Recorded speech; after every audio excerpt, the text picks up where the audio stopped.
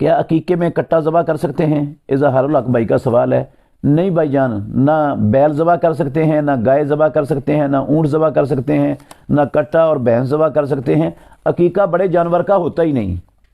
رسول مکرم صلی اللہ علیہ وسلم نے انل جاریت شاتن، انل غلام شاتان مکافیاتان و انل جاریت شاتن، شاتن کا لفظ بولا ہے پیارے۔ بکری، بھیڑ بکری قسم کے جانور کو شات کہتے ہیں عربی زبان میں۔ تو بچے کی طرف سے 2 بھیڑ بکری قسم کے جانور اور بچی کی طرف سے 1 جانور۔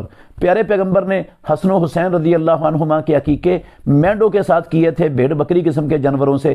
ہماری ماں سنن الکبریٰ بہقی کے اندر صحیح حدیث ہے، عائشہ ام المومنین رضی اللہ عنہا کا بھانجا پیدا ہوا، تو لوگوں نے کہا اللہ نے بھانجا دیا ہے، اونٹ کا عقیقہ کرو۔ تو ہماری ماں کہتی ہیں معاذ اللہ، اللہ کی پناہ، اللہ کے نبی کی سنت بھیڑ بکری ہے، وہی کریں گے۔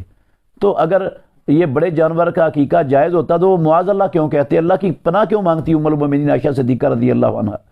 پیارے پیغمبر سے بھی ثابت نہیں اور صحابہ سے بھی ثابت نہیں کہ کسی نے گائے یا اونٹ وغیرہ کے جانوروں سے عقیقے کیے ہوں اپنے بچوں کے۔